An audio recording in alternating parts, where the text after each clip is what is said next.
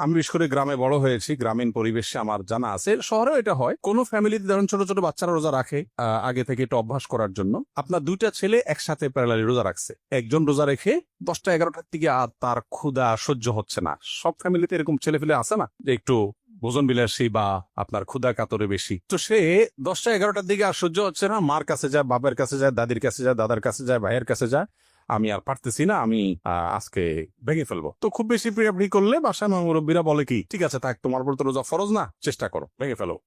এই ছেলে ভাঙার পর কি খায় সাধারণত? 10টা 11টার দিকে মুসলমানদের ঘরে রোজার মাসে কি থাকে?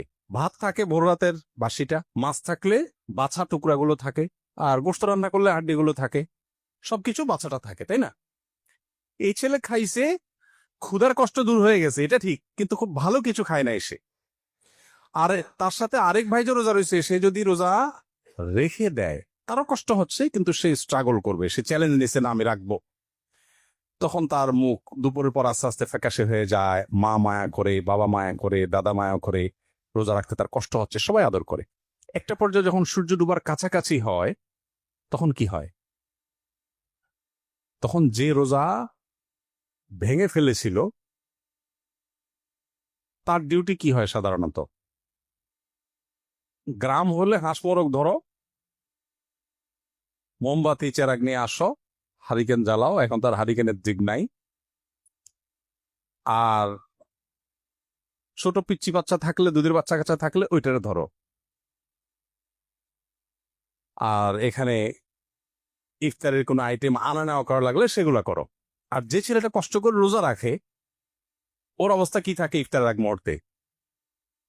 জীবনে প্রথম রোজা রাখছে, ছোট মানুষ, ফ্যামিলির সবাই তাকে আদর করে বসায়, এই তো আর আধা ঘন্টা, আর 20 মিনিট, আর 10 মিনিট, আদর আদর, কদর আর কদর, নানান রকমের। এই আজানটা দিতে না দিতেই এই একজন খেজুর আগায় দিচ্ছে, কেউ হয়তো শরবত আগায় দিচ্ছে, নানাভাবে তার আয়োজন চলছে। এদিকে যেটা 10টা 11টার দিকে রোজা ভেঙে ফেলছিল, ওইটার অবস্থা কি হয়? ওইটা সব ফ্যামিলিতে একরকম হয় তা আর বলছি না, বাকি মোস্ট অফ দ্য কেস এরকমই হয়, যে ওরে দৌড়ের উপর রাখা, তুমি এখানে কি করতেছ? তুমি বাচ্চা ধরো, ও কাঁদতেছে, ওখানে ধরো, যা ওই চুলাটা বন্ধ করো, ওই কাজটা করো, বেচারা দৌড়ের উপরে থাকে। সেও ইফতার খায়, বাট তাজা এবং প্রথম দিকের ইফতার না, কিছুক্ষণ পর সে আস্তে ধীরে কিছুটা বাচ্চাটা খায়। তাহলে সকালে খাইলো সেটাও বাসিটা, সন্ধ্যায় খাইলো সেটাও বাচ্চাটা, খাইলো কিন্তু সেই। সাইয়্যিদ আবুল ইসলাম রহমতুল্লাহ আলাইহি এই উদাহরণ দিয়ে বলছেন, জীবনের রোজা যারা ভেঙে ফেলে, দূর এত হালাল হারাম বাদ বিচার করে চলে না, পারি না, ভাল লাগে না, দেখা যাবে আল্লাহ মাফ করবে, মোজ মাস্তি করে নেই। জীবনের রোজা যারা ভেঙে ফেলে, তারা দুনিয়াতে একটু মোজ মাস্তি করে, কিন্তু এটা ওই বাসি খাবারের মতো, খুব বেশি উপভোগ্য না। সে যদি মুসলমান হয়, জান্নাতেও হয়তো একসময় যাবে, কিন্তু সেটা অনেক পরে।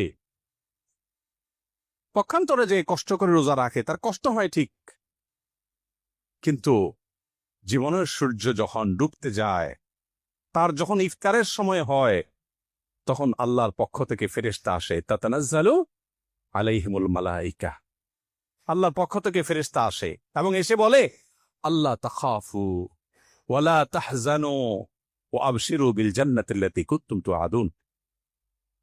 জান্নাতি মানুষের মৃত্যুর আগ মুহূর্তে সে টের পায় সে কোথায় যেতে যাচ্ছে, তার গন্তব্য কোথায় হচ্ছে, তাকে ফেরেশতারা ওয়েলকাম করতে থাকে, আদর যত্ন শুরু হয়ে যায়।